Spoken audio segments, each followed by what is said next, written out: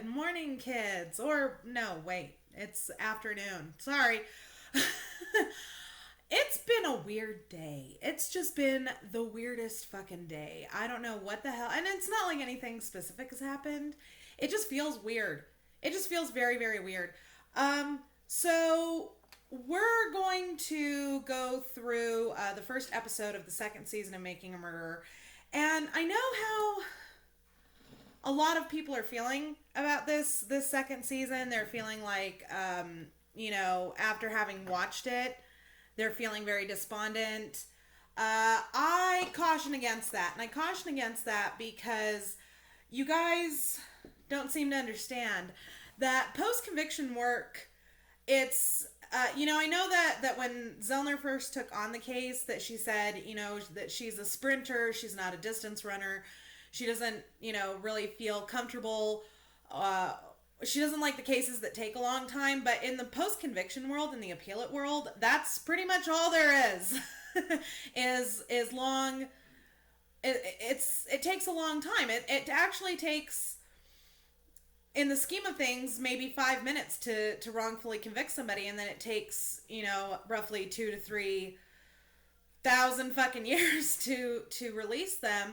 Because once the state gets a hold of you, they are loath to let you go. And I can understand why the judicial system is set up the way that it is and why the appellate system is set up the way that it is. Because if they made it super easy for inmates to get out and appeal their convictions, then that's all that would be happening. Our prisons would be empty, even of the guilty ones.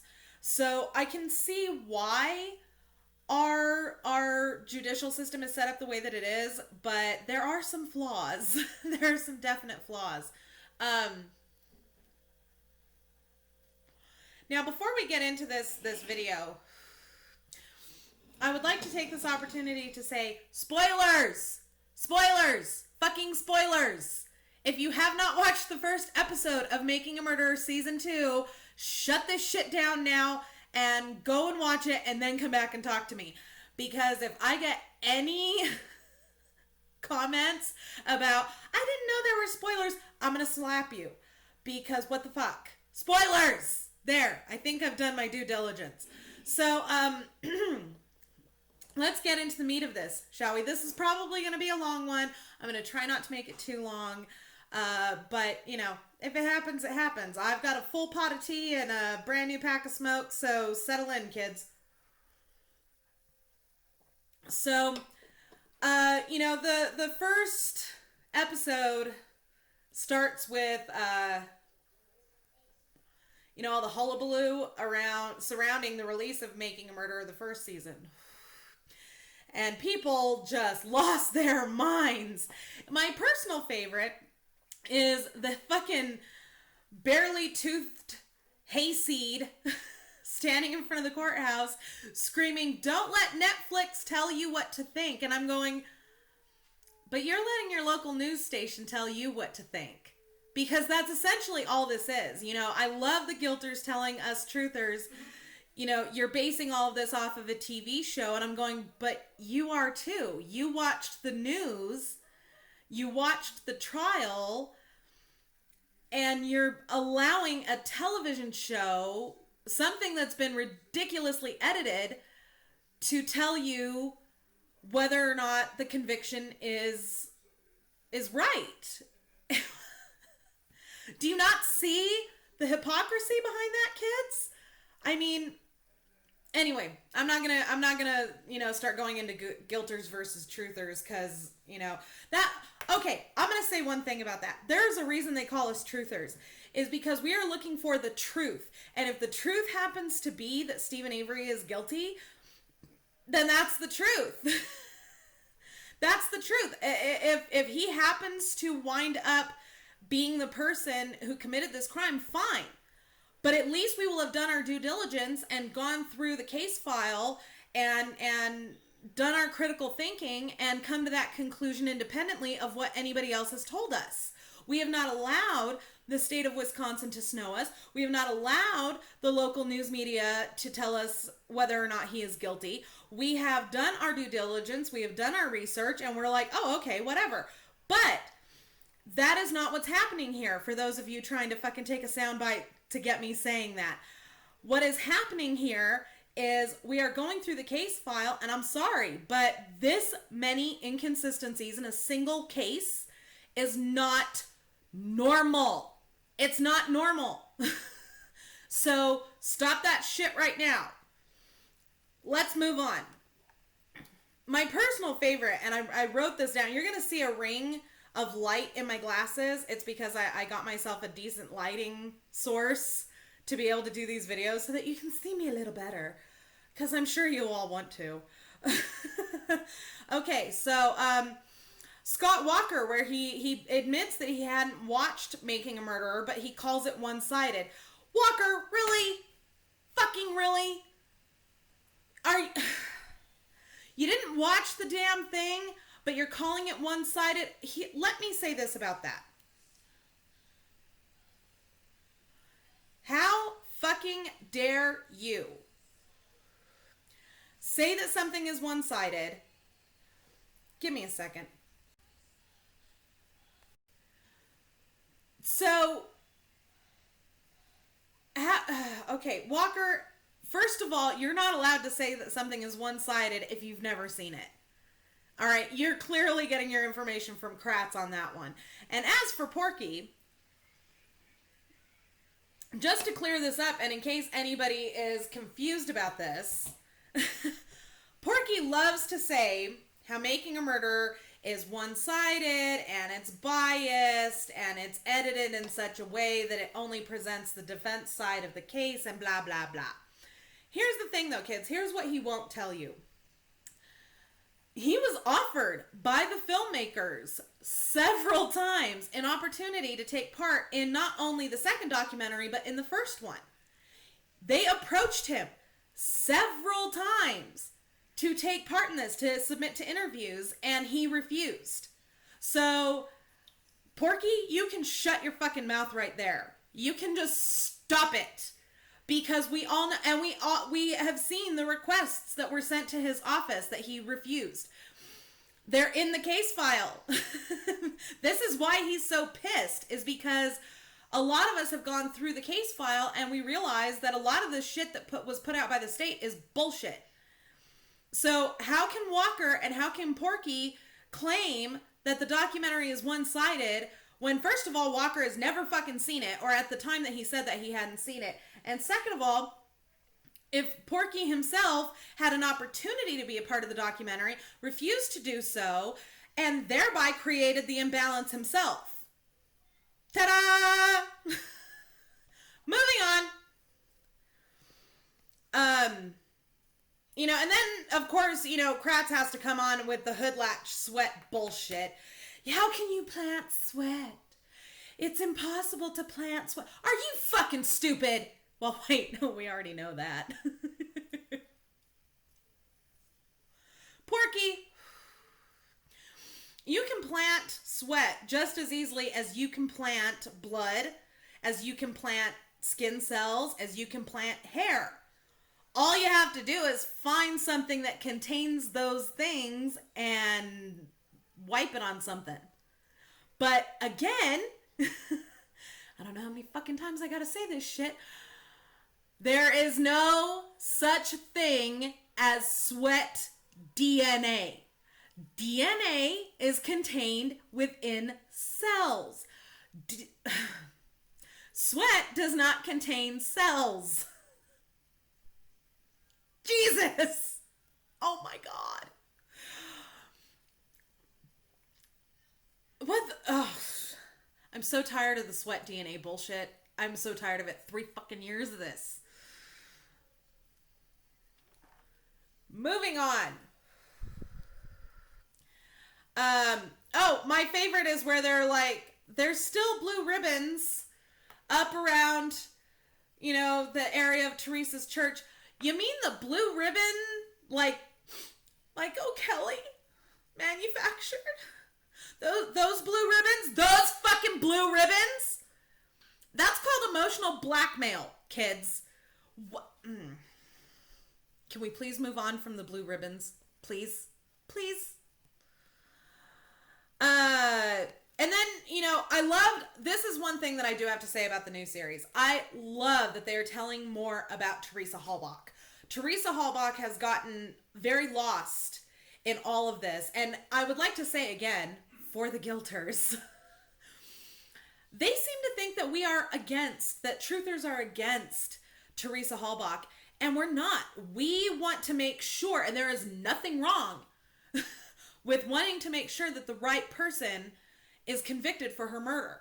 At the end of the day, this is about the murder of a young woman. End of fucking story. Full stop on that one.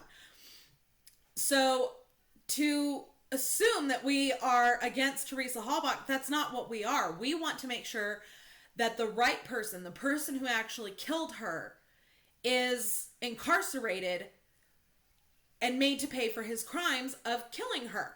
That's it. And I love that they've included some friends of hers and have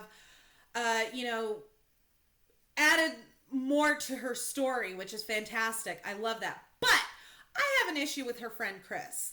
I have an issue with the fact that Chris says that on their side of the fence, with Teresa's friends and family, that to them, it's not really a big deal about if the right person is convicted for her murder or not. And I'm going, and don't get me wrong, I'm not disparaging them at all. I am saying that in their shoes, I would want the right person convicted, because if the wrong person is convicted, that means the person who fucking killed her is still out there. He's still walking around and shaking hands and having coffee and doing all the things that she doesn't get to do. And that is an issue for me. And to me, that says that they are starting to realize, hey, it is really possible that her killer has not been convicted. What the fuck? That's what that says to me. Other people may have had another viewpoint on it. And this is something that I wanted to point out. I love that Brendan's dad is now involved in this series, because we didn't get to hear from him last time around. But here's my issue. I love that Barb and Scott have been taking him to see Brendan. But why is Pete kicking in for gas? Barb made a big point of asking for gas cards, and a lot of money has been donated to Brendan's GoFundMe. And why is Pete kicking in for gas if Barb has all these gas cards? What the fuck? What, you don't think that because he wasn't in the first one, he doesn't count there? Barb. I mean, come on. Come on.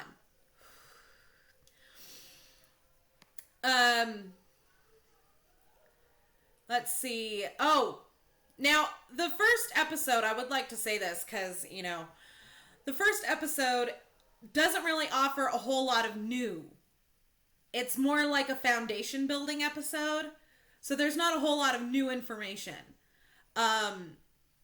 It's letting everybody know, it's helping everybody catch up from the end of the last series. So, but here's the thing. They bring out Kachinsky, and am I the only one that the second that his mug flashes across the screen, you just want to throw something at it? I can't stand that man. I want so badly for someone to just wipe that smug ass grin off his fucking face every time. Oh God, he is such a scuzz. But just in case, for those new Making a Murderer fans coming in fresh off the series, I would like to let you know that Kachinsky did kind of get a little bit of his comeuppance over the course of the last 3 years. At one point, he was a judge. Now he's not. Now he's incarcerated for sexually harassing and just basically bugging the shit out of one of his law clerks. And these days, oh my God, he looks like hell. He looks bloated. He looks, that's the easiest way to describe it. He looks bloated. But Kachinsky has gotten a bit of his comeuppance on that one, and I'm very happy to report that, because, oh my god, if anybody fucking deserves it, it's that jackass. So, now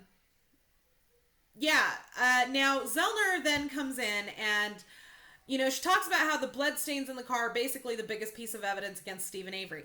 Here's why that's important. And I love how the guilters are saying, you know, oh, she's doing all these little thingies, and these are just demonstration videos. Guys, these are not demonstration videos. What Zoeller is trying to do is recreate the evidence. And that is called the scientific method. I know a lot of you guilters are not familiar with this method, but it's called the scientific method, and it is highly important and verifiable, and is definitely something that courts take very, very seriously. If you cannot recreate those stains using the methods that the prosecution claims were used, then that means that your evidence is faulty, or your version of the story is bullshit. Little sip of Lady Grey. I said this 2.5, 3 years ago, and I'm saying it again. The blood spatter on the interior of the car is not consistent with a gunshot wound. We talked about this. There is no high velocity spray. This is why blood spatter experts are a thing, is because they know how to interpret the blood. And I'm sorry, but if there's no high velocity spray, no gun was used. If no gun was used, then how'd she die? That's the big question here. And the fact that no blood was found where it should have been found, if Stephen Avery's cut had in fact made those blood marks, is very telling. This is something that I've been trying to tell you for the last 3 years, is it's not just about where the evidence is, it's where the evidence isn't. And it should be if the prosecution's narrative is in fact correct. Let's see what time it is here. 12:10. Okay. I have a little bit of time. It's a half day for my kids, so I have to make sure that I'm on time to go pick them up. Now the thing is that if Stephen Avery's cut, I did a couple videos on this, and you know, we went through it quite extensively, but Zoeller goes 10 miles further than I do, and she can. You know, no blood was found on the key. Blood definitely should have been found on the fucking key. No blood was found on the steering wheel. No blood was found on the gear shift. No blood was found on the door handle. No blood was found on the hood latch. No blood, or nothing was checked for on the hood prop. No blood was found on the battery cables. I mean, come on. And I'm sorry, but Teresa was a bitty little thing. If Stephen Avery drove that car, he would have had to adjust the seat in order to make himself fit to drive it. If there's no blood on the seat adjust, then I'm sorry, but the state's case is falling apart at the fucking seams. And that's the point. And then of course they flash to the scene of Kratz doing his closing argument, where he says common sense would tell you that it requires active bleeding, that those blood stains require active bleeding. Kratz, are you stupid? Of course it doesn't require active bleeding.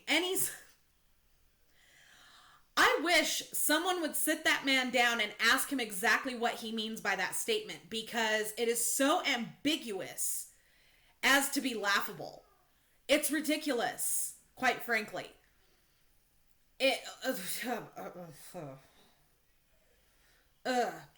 So now that we've gotten the first episode out of the way, and like I said, it's a foundation episode. It's really not, you know, a whole lot of new information. I would like to take this opportunity to point out something. And I actually, a friend of mine, Paula, and I were sitting here. Hi, Paula. And we were talking one day, a couple days ago. And she was talking about how Kratz keeps inserting himself everywhere. And, you know, the more that I thought about it, the more I realized, and she did too, that Kratz is behaving an awful lot like Ryan Hilligoss, don't you think?